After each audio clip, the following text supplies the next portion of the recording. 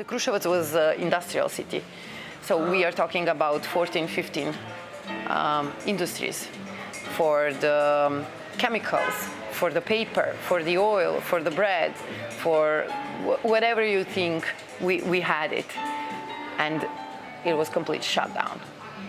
And after the bombing, they sold out all the industries. From that moment, everyone were on the street without the job. Well, the first memory of the bombing '99 was the moment when they announced it on the TV. The older ones assumed something's going to happen, but we as kids, we didn't know NATO is bombing Serbia from that moment. And they were giving us the instructions of how should we behave, that we should make a shelter, that we should close the blinds but open the windows because the glass doesn't broke because of the detonations. My birthday was 12 days before the bombing of the announcement of the bombing.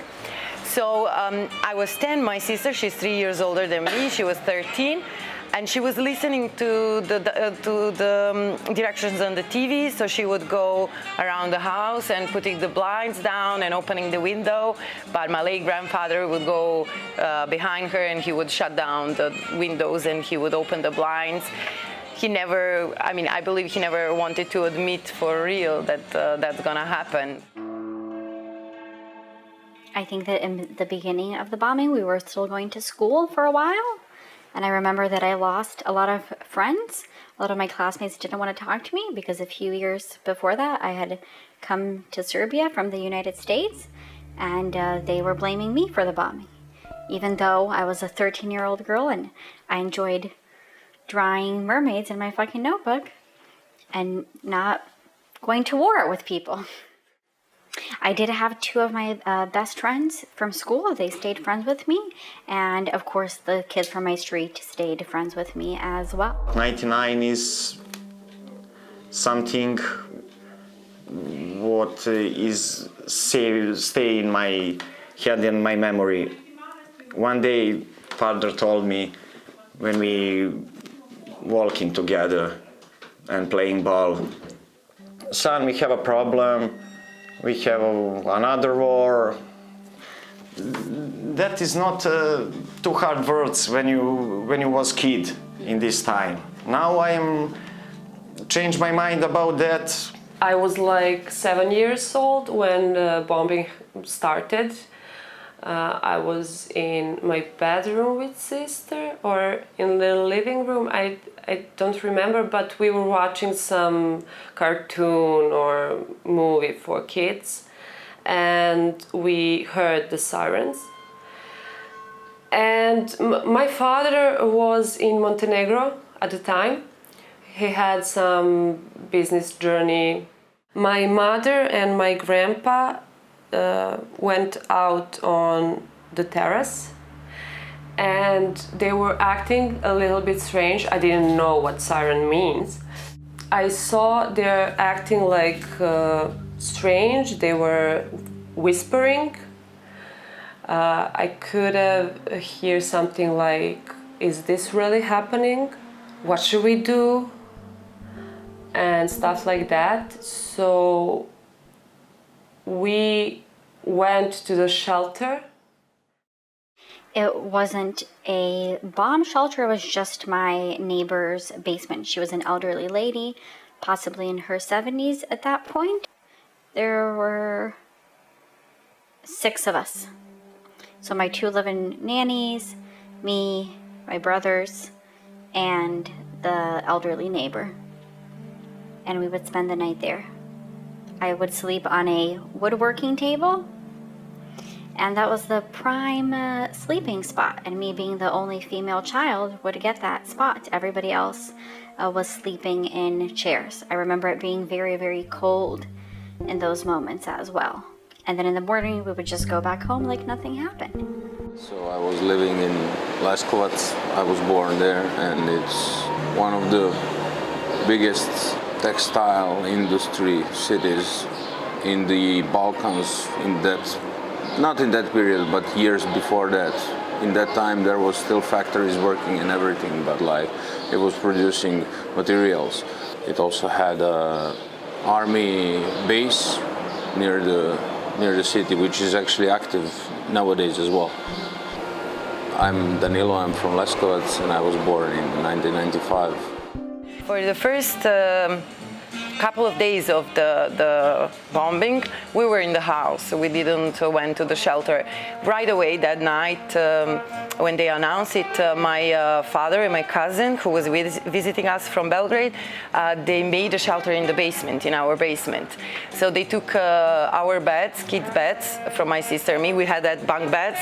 So they took the beds and they put them in the basement. So they put on the walls like curtains and rugs. So we feel like we are in the house. We were in the house during the sirens for the air attack. When the air danger stops, we'll go outside. I remember when we went to the basement, one dream particularly is connecting me to that moment. I was dreaming, my mom, my sister and I, we were in front of the fireplace, and in one moment the fire started going wild. And my mom dragged me from the fireplace, and in that exact moment she was waking me up and she said, come on, we need to go to the basement. And I looked through the window and I saw orange sky. And in that moment, I'm not sure if they were bombing the gunpowder factory or they were bombing the bridge.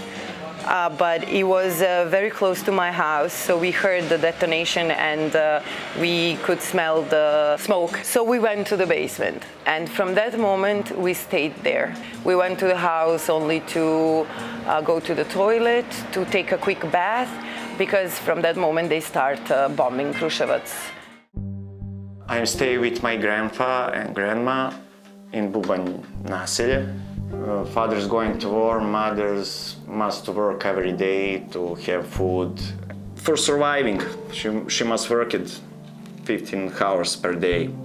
Without my father and mother, I will go with my grandpa and grandma to basement. Hala Jezero is name of basement. A small basement with too much people. Like in this room stayed 20 people. Maybe I knowing 1 in 10 people. In start the war, for me it was be so funny. We are playing a war in our streets like a children, take the guns, fire on the planes. This was been so fun for me. When I was kid, we are looking different eyes about that. But after first airplane dropping bomb, after that, 20 meters from this house, this is not game, chill game. This is so really, where is my father? And from this moment, funny games was changing to really, really hard situation. In the morning I was in the kindergarten, and in the afternoon I was in the other grandparents' house. And you were a kid and you were like, oh, I'm here, I'm there, and it was all great. Sometimes I was going with my mother to her job, and I was playing just around that building where she was playing. And I remember sometimes there were not only no kids, but like no humans on the streets. It's just weird, like not seeing anyone, like maybe me and some other kid who has time and probably is guarded by his grandparents. And I remember, having that one kid as a friend when I was with my mother while she was working. He was a boy, and he taught me how to do a star, you know, like when you're a kid and you do all kinds of those stuff. Yeah, so he was a bit older than me, and I was like 4. You know, there was like some bad periods, you know, when there was maybe, like we couldn't buy bread, or maybe you couldn't get enough milk, or there was no electricity, which I really, really hated, because you can't do anything without electricity. You know, you can't shower, you can't call people, you can't do this, you can't do that. That was like the bad part. But at the same time, the good thing was people became really, really more united. They're much closer. than they were before the war. Like everybody was helping everybody out. You know, do you need help with this? Do you need help with that? You know, do you need somebody to take care of your kids? Or do this or do that? And I really like that because people are really, you know, united. You didn't have bread, somebody would give you bread or something else. You know, stuff like this. And also, you know, there was no electricity, so we used that to play hide and seek. We had few shelters. I think 4 in our block. 2 were in garages. We have garages below the building. So one part of that garage was like atomic shelter and didn't have cars in it. But we have a lot of people living in one block, so my block is huge, so it was really crowded. And the kids in the garages were playing, of course. I don't know, military brought some beds that can be put one on another, and still it was really crowded, so we slept in a car. We had caravan. I remember sad faces there. People just sitting, because they had beds, but a lot of people didn't, so they were just sitting on cardboard. And you can see young people, younger like in 20s or a little bit younger, also having fun drinking beer. And you can see older people with terrified, sad faces. We had one big room, let's say, which were separated with wood or whatever people found just to make themselves more like accommodated in a way. There were always 2 older men who were like always making jokes. There were like usually 3-4 older women and pretty much young women at that age, maybe women who are, I don't know, from 25 to 30 with kids, of course. And there was always someone panicking, someone calming him down, and like there were always those 2 guys who were like, yeah, making jokes, making fun with children and everything, rising up the morale. I had a dog. It was my dog. It was called Jackie. Maybe a month before the bombing, I found him in my street, and somebody fed him with a fish. So he got a bone stuck in his throat. So I took out the bone from his throat, and I was like, oh, I love this dog. I want to keep this dog. So I brought him home, and my mom, she made for the lunch that day some beans with sausages. So I took out all the sausages and I gave to Jackie. And I remember my mom coming from work and she's like, but where are the sausages? And I was like, but Jackie ate them. Who is Jackie? And I was like, but our dog. We don't have a dog. And I was like, yeah, we do have a dog. And then she went to the yard and she saw the dog. And she put him out of the leash because I created a leash from a bag. And tomorrow morning, but he stayed. They didn't wanna like toss him from the yard. So he stayed, and I remember tomorrow morning I woke up and I saw there is no Jackie in the yard. And I went on the street and I saw Jackie going, and I started running in my pajama and I took him and I brought him back home, and he stayed out with us for like 7-8 years. And Jackie was such a guardian to us. He would never come into the basement with us, not even when they were bombing and when there was the detonations. He would always sit in front of the door of the basement, and if he hears the planes or if there is some commotion and he feels something is going to happen, he scratches even more. He had kind of signals that he was giving to us. He was so beautiful. White dog with black ears and a black nose. Yeah, new relationships was gone. We are playing a cards, playing a Monopoly, like a home, but we are in basement there. Older people stayed at home, saving at home. He's a patriotism. Let me die there about that, but children must be safe. I don't remember exactly. 3 months is war period. We are heard alarm, like we are starting to pack our clothes and food and going every time, traveling through 3 kilometers to these basements every 3-4 days. I don't remember exactly, but I think sometimes it's on 10 days. Anytime is 2 attacks per day. I was so scary then, because I don't have my father near me, mother. Damn, 3 months is so long.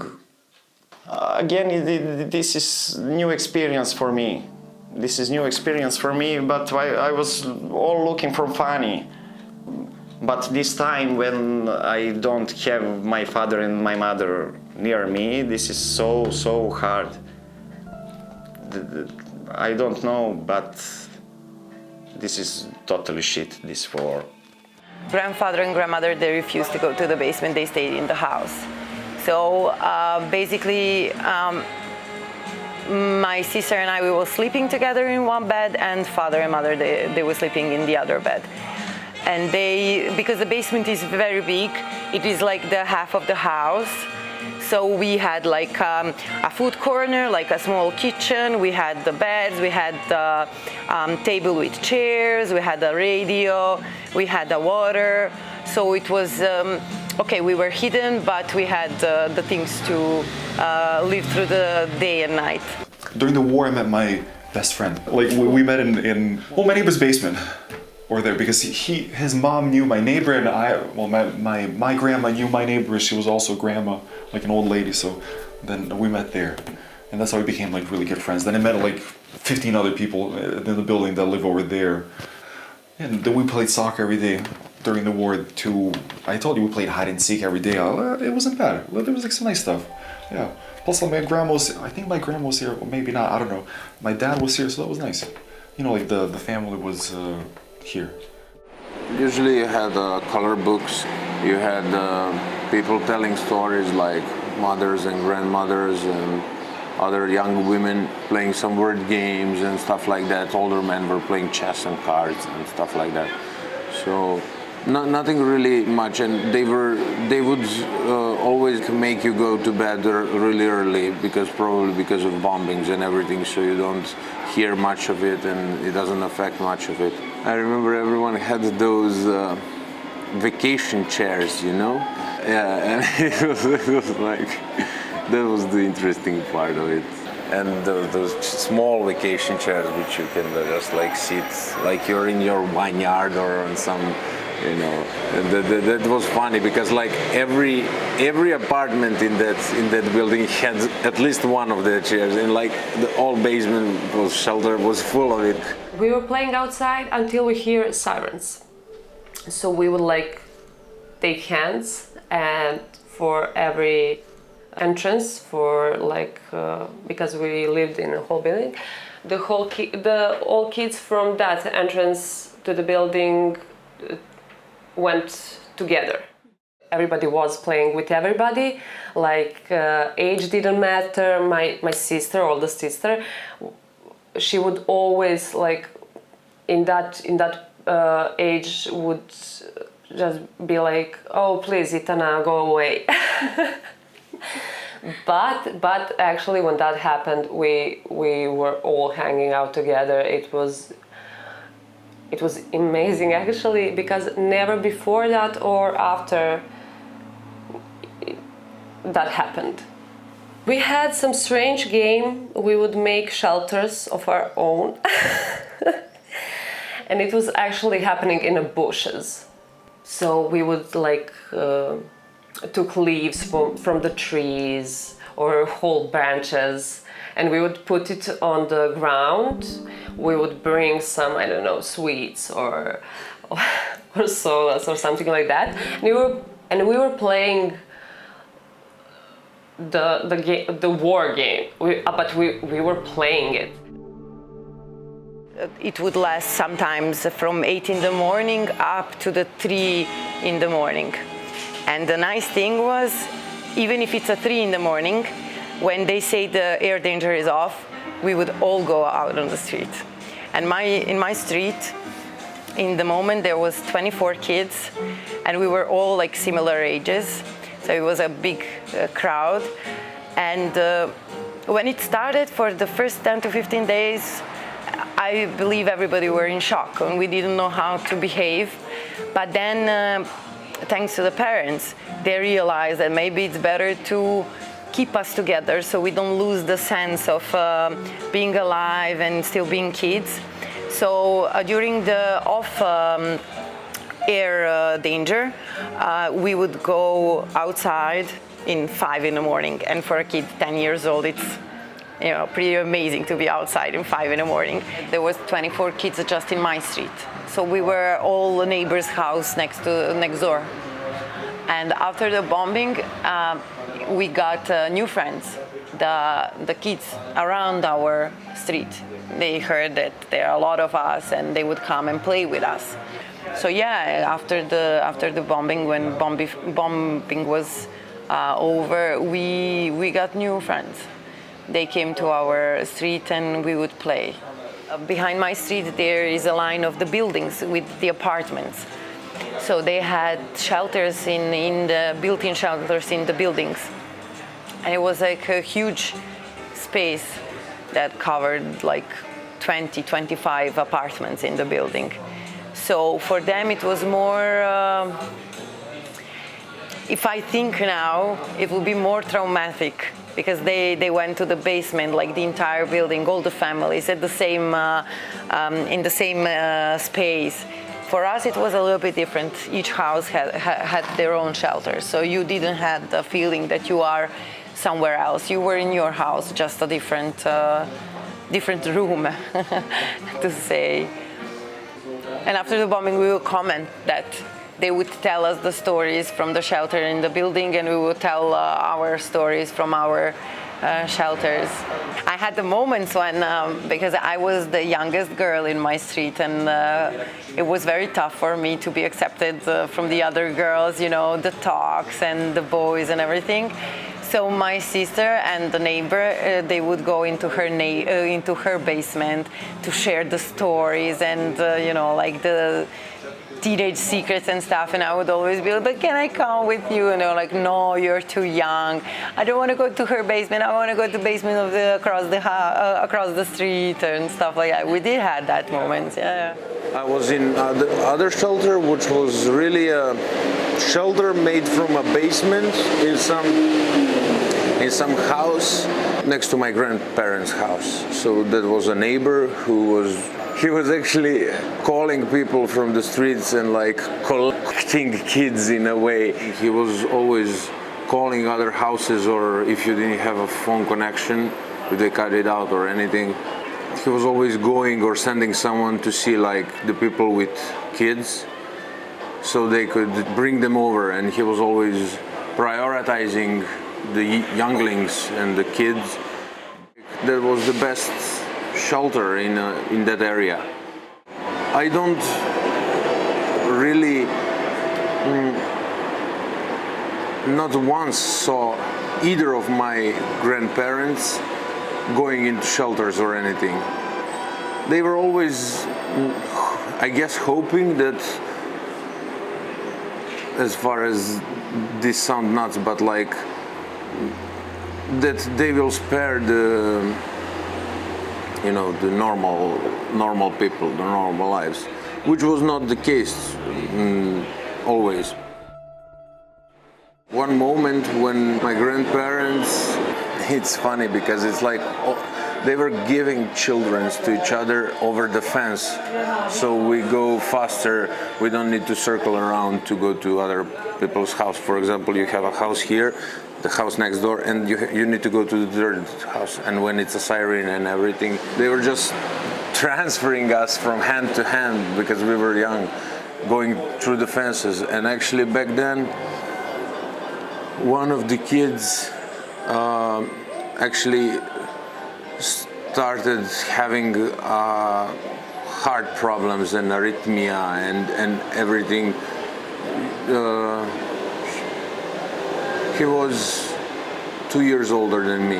That friend actually got arrhythmia and like heart problems really long ago at that point. It's probably that like just a fragile human being who was like stressed out, even if you are a kid and you don't really know.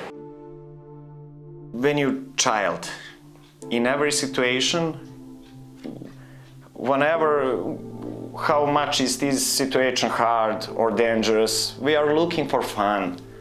Before alarm, we've been playing football every day on our streets.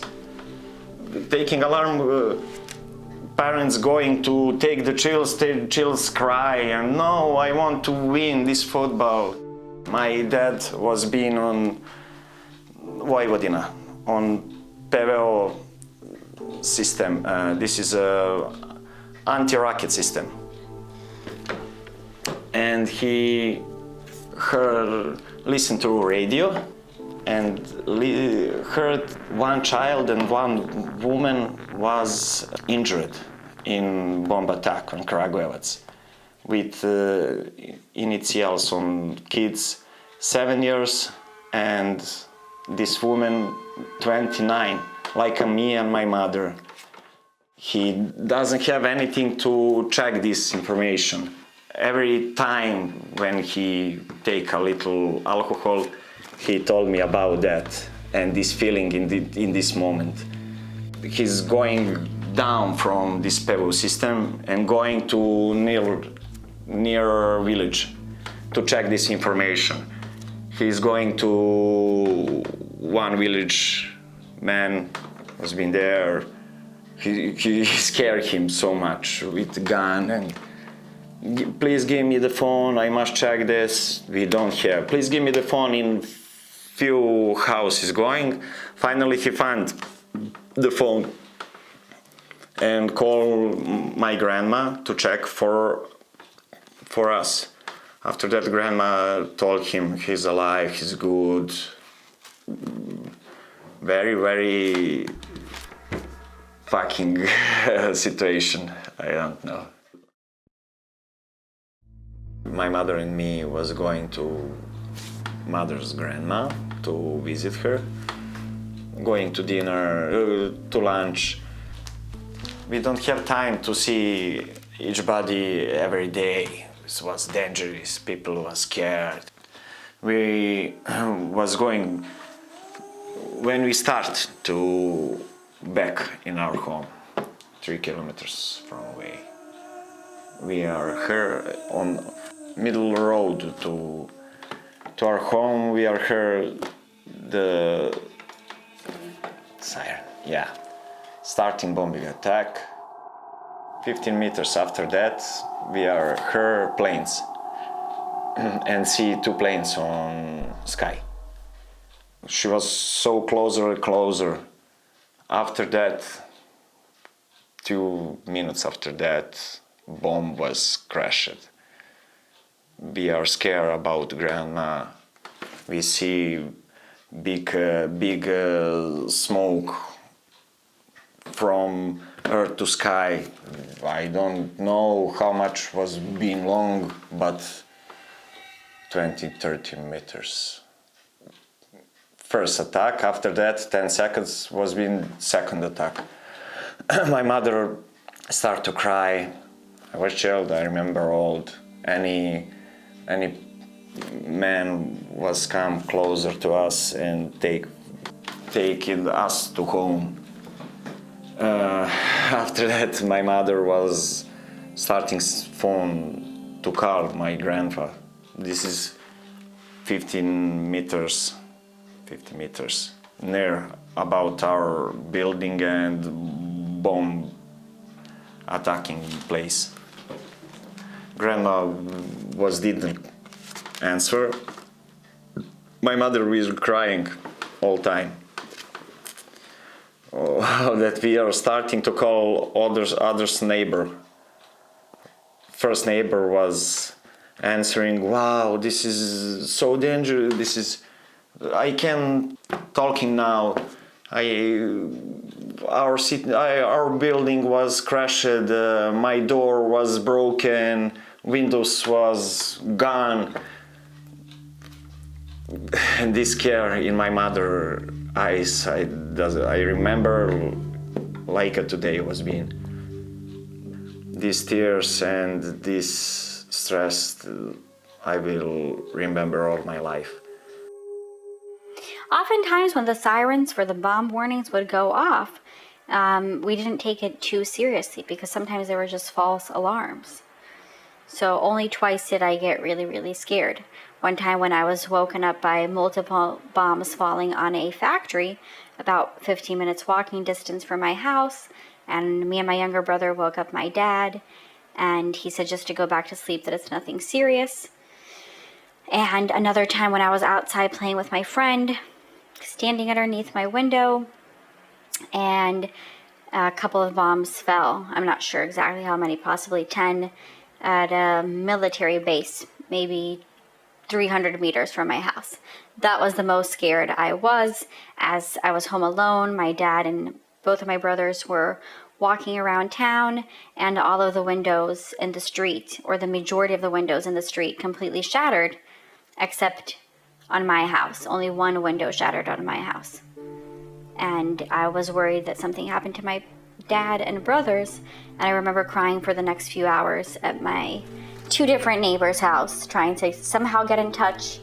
And this was, of course, before cell phones, so it took a while until they came back, and I realized that, hey, everything's okay. And then I cried even more when they came back, because I was very relieved that they were completely fine. But my mom started heavily drinking at that time, and this is when she became addicted to alcohol. It was during the bombing because she was so stressed. She was far away, low contact because of everything, and of course it's a scary thing for most of your family to be there. I'm not really sure why our dad came back from the United States either. I know that it took him a while to come back, and he wasn't even able to fly into Belgrade. He had to fly into Budapest, and then take a bus down to Belgrade, and then from Belgrade come to Kragujevac. I don't think that any of us imagined that it would last for such a long time. There were times when my father was serving and my mother was like sending him letters and stuff like that. So she was making me, even though I'm a boy, to put a lipstick on and to kiss the papers so he could just see and feel that we are okay, we are alive, everything's good and everything's... And those feelings and those moments are really treasured because you could... I don't know, it's like you're even closer to someone. Now when I think about it, I wouldn't want anyone at this point, or even when he was a kid, to get that feeling that you don't know where your close ones are, or you don't know if they're okay, or you don't know if they are, you know, if they know that you are okay, or if they are alive. My grandfather, he was actually coming every weekend to Belgrade to seek for the list of dead, list of wounded, list of transferred, list of any list of soldiers, because there was some period that my father didn't communicate with them. He didn't send letters, he didn't call, he didn't do anything, because he was transferred from a unit to unit, and no one actually called the family or told them or telegram or whatever. That was really bad on my mother's, on my grandmother's, on my grandfather's mental health for that time. When my dad came back from the United States, as both of my parents were in the United States at that time, we did not go to the basement at all anymore. We slept every single night in our house. And then maybe about a few weeks after that, I came and stayed in Belgrade for a few weeks with my dad's friends, as they had electricity compared to the majority of the country that didn't. From what I briefly or kind of remember is that we had electricity, but maybe only at certain points. So we didn't have electricity all day long, but only, I'm just randomly saying this, maybe from like 9 p.m. until midnight, we had electricity. After my father came, he came in the night, and he came in garage, and he was like, "What are you fucking doing?" Because he was more scared of something happening in the garage. So we went home, and we were home actually the whole time after that. We slept in the garage like a few days, maybe 7, I don't know. We didn't go to school. Actually, I was in kindergarten. My sister didn't go to school. So all the kids from my neighborhood, we were out all the time playing. Like everybody had free time. We were playing outside until we hear sirens. One of the shelters had darts or table tennis or stuff like that, because people try to entertain the kids in the best possible ways. People were like, okay, we need to survive this, so let's survive it in the best positive way we can. So they had like the community. I believe the communities got more close together in those shelter moments, and they kept it that way. I mean, that's my personal belief. It's not something that only happened in the house areas, like in my street. It also happened in the apartment buildings areas, and not just in Kruševac, in entire Serbia. Even it was the hard times, parents kept us still feeling us as kids. They had a firm belief that we are in one street, and if something happens, you can always cross the street and come home. They choose to let us feel a little bit free until one moment, until they bombed the civilians. They bombed the bridge in village Jasika, and they bombed it in a moment when there was Slava. On that day, you prepare a lunch and you invite all your cousins and friends, and you all dine together, and it's a very special day for a family. It's ridiculous. They gave us like a couple of hours during the day that we shouldn't be afraid that they're gonna bomb us. And in that moment, they did bomb the civilians, and they killed a lot of civilians. There are not so many cases of bombing the civilian houses in this area. There was one particular case in which a little girl died because the bomb literally came into her room. So it was very traumatic for the young parents after that news. Until something happened, you are not afraid of it that much, And since everything was unpredictable, nobody believed that they're gonna shoot the civilians. But then, after 2 or 3 weeks, you received the news that the bomb got into the room of a little girl and blew her away. My parents decided for us to move to the village, to my mother's home house. And my uncle, my mother's brother, he was on Kosovo. He was recruited. The village is a place where I went during the holidays and days off school. So for me as a child, it was okay, I'm going to my Nana, and I don't go to school, so it's gonna be same as the holiday. But my aunt was very preoccupied for my uncle, and she was in a very particular state of mind, and you could feel, all of the kids could feel that. My cousins, they could also feel that. But we somehow tried to, play. It was all okay in the village until one moment when they announced that they're gonna shoot the water gate. The calculation was that there is so much water in the lake that they're gonna come to Kruševac, which is 25 kilometers away. And my village is like 5 kilometers away from the camp. So that night, they prepared us. We were sleeping in the clothes, and everybody had a backpack. And they told us if they bombed the camp, you need to wake up, don't wait for anyone, you just go uphill. You just go to the uphill and to our property, and we're gonna meet at that property. And I remember I couldn't fall asleep that night. I was so afraid that I'm gonna lose them, that we're gonna drown into the water. And I remember the people are setting the tires on fire on the camp. So they create the smoke, so the camp is less visible to the planes, and you could smell the burning of the plastic, of the rubber in the air for the days. From that moment, it started. I started realizing that it's not fun anymore. The serious thing happened. I do remember like the alarm stuff. I hated that, but but at the same time, it was kind of how can I say this? You knew like when the danger was coming because of that. So when they bombed the barracks here, I was in a park with my dad, and this is gonna sound horrible, but when they bombed the building, the planes did something like this in the sky, and it was really beautiful.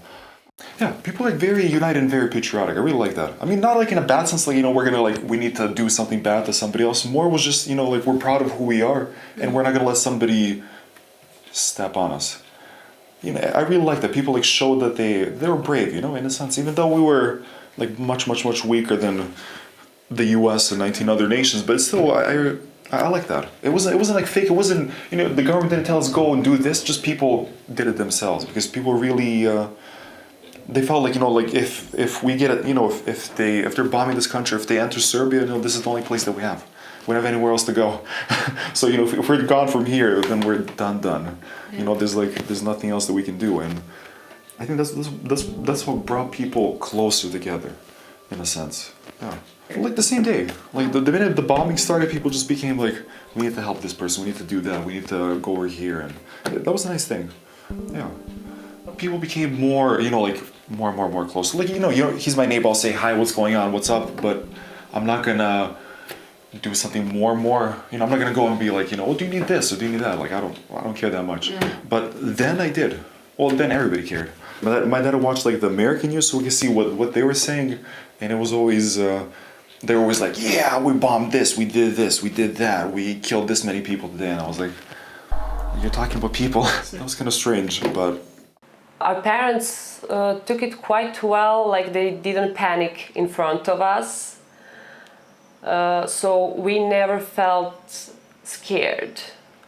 A lot of serious channels are actually playing some cartoons, also movies for kids. After a month, we actually managed to go to our village in Montenegro. And we got back for my first grade and my sister fourth. And interesting thing about going to school at that time. The bombing started the next day, and I was like, okay, cool, we don't have to go to school. And then they just let everybody, like I was in the fourth grade, they just let everybody into the next grade. No matter like where what kind of student you were, anything else, they didn't care. They gave everybody like a free pass. Just every student got a free pass, so that was nice. Yeah. Did you have good grades? I was decent. I mean, not great. Every kid who went to school was like, oh, great. We don't have to study for finals. I remember also not having water at the apartment, not having electricity. But it wasn't that big of a deal with me. I suppose it was for my parents, because they couldn't make lunch or couldn't shower kids, but we didn't care about that. But they did, of course, and we didn't have water to drink. When we went to Montenegro, we had electricity, it wasn't a problem there, but while we were in Belgrade, it was kind of strange. So then we realized how important electricity and water is. I remember that we weren't able to freely walk around certain parts of the city, that there was a lot of military personnel walking around there. So this isn't something that we were allowed to do. We were free to walk in my street, but let's say when we went to the center of the city, it wasn't something that could happen. And there might have been a curfew, but I don't remember that well.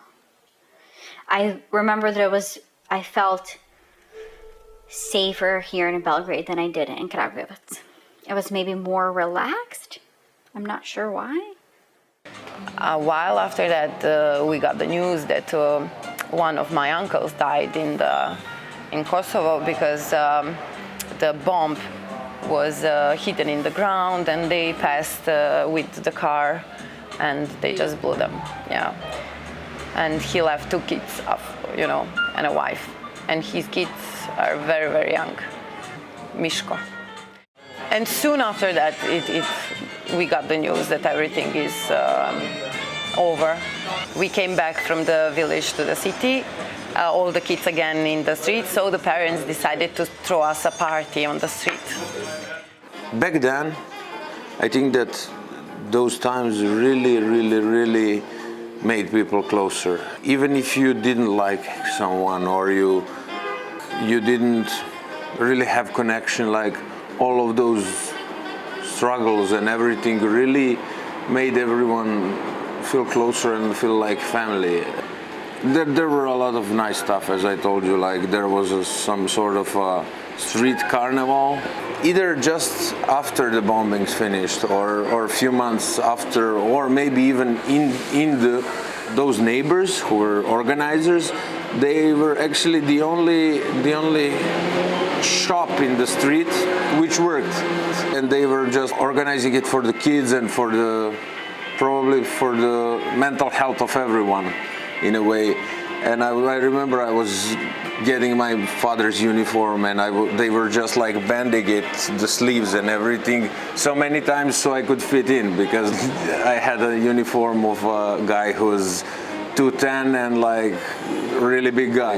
You had a lot of clowns, a lot of all of those cartoon characters that were popular back then, and it's really fun. And actually, then when we were there, I remember everyone was really truly feeling happy. It was not like when you go to or organize something today and you see people just like doing it for the sake of it. The feeling that I had back then, maybe it was because I'm a kid, I don't know, but like it was really truly a happiness and joy between people. Of course, a lot of stuff happened beside that, but that moment was only that moment, and that was really unique experience. I've had like only a few more times that I felt that way since then, so in my life. People was a bit shocked, but we start to repairing. So many people was dying from cancer. He's dropped the uranium on our country. My first neighbor was dying from cancer. Dying after 2 years. In worst painfully. A lot of soldiers are coming back from Kosovo, so they were march and parade through the main streets with the guns and the stuff like that. And we as kids, we were like, wow, these are the soldiers. And I remember I wanted to see them, but my father didn't allow me because he was afraid, because they were shooting the guns and stuff like that. And I escaped from the house, and I was punished, I couldn't go out for 2 days to play with kids. But I saw those heroes of our country in the moment. I'm the naughty one in our family. I misbehave and she's a well-behaved girl. No, I believe that she was more realistic about all of it. She's that kind of a person, so she was worried. Yeah, and after that she had a series of panic attacks, and she went to the therapy, and they never said it's because of it. They always said it's because she's maturing and adolescence and stuff. But I believe she was too much understanding the entire situation. Sometimes I really believe that this is something that people doesn't talk about, and they don't. It's like they want to forget it, but it shouldn't be forgotten because it did leave the scars and the marks on the people's souls and minds. So fighting with trauma that backfires 20 years after, it is a serious thing. And if you deal in the moment, then it won't backfire, Me personally, I had dreams after the bombing, and it was one dream that was repeating.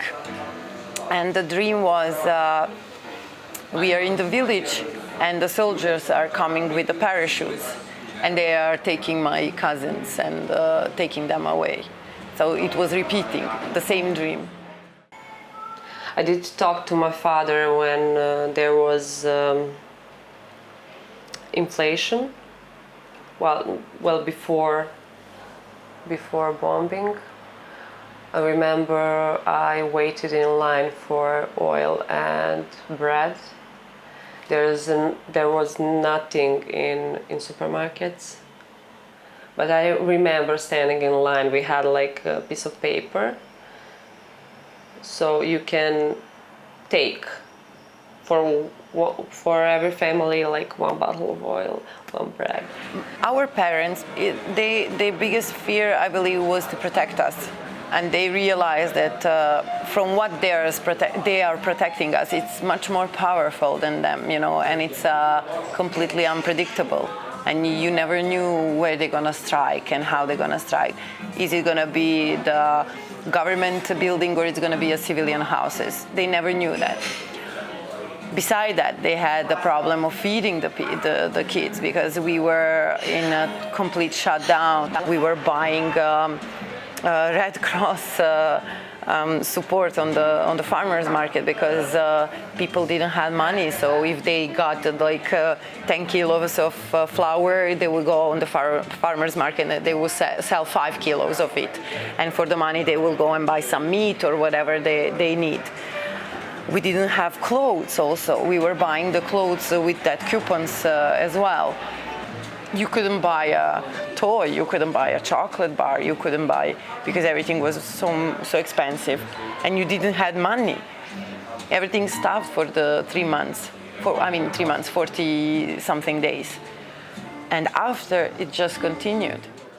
I mean, that's what I noticed, like when I was in the US, like there when they say they're gonna do something, then people there hate the whole nation. Like all these people are bad now because we need to do that. And I remember my mom told me that when they started bombing Serbia, like where she worked, people cheered. They were happy. And for me, that was I didn't understand that. For me, that was shocking. Like, why are you cheering war? It makes no fucking sense.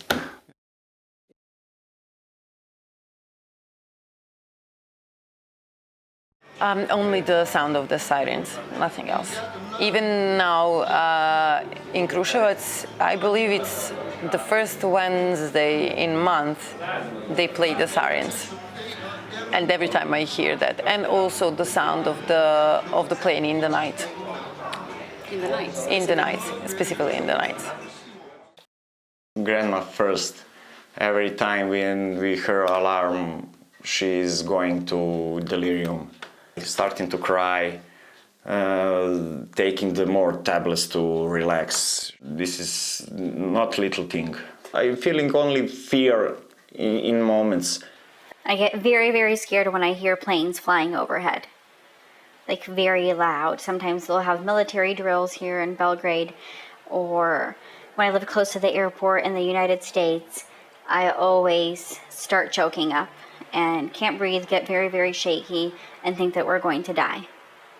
And we'll usually call my dad or call friends and freak out. And then everybody's like, oh, this and this is happening. But that's one of the things.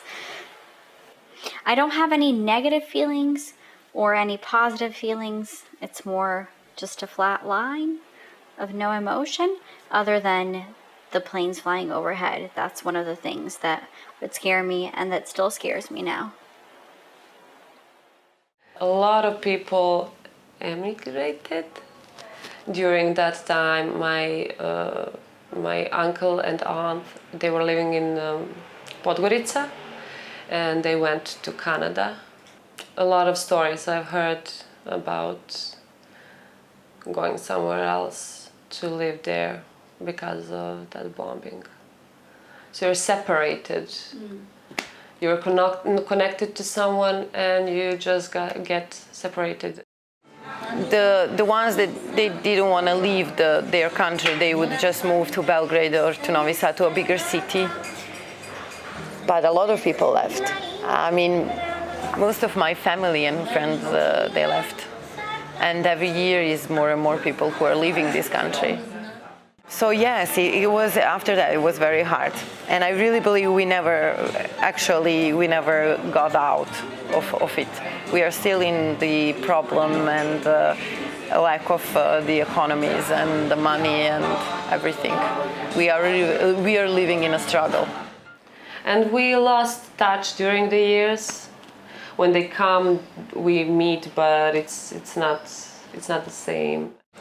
It is not hard to understand them. You are not, if you are not feeling appreciated in your own country, you're gonna go somewhere else and try to find that emotion. All of those kids and their parents really unconsciously, I think, suffer from many problems that come naturally to you that you don't even think about. Really, really fucking situation, I don't know. Only what I want to never be again. That, not in Serbia, in any country in the world. To stop the fucking killing civilians. Let their politicians to kill himself. As far as I'm concerned, I'm really happy that I was taken care of like that. It's really nice. I was just lucky that I had a really good older people around me.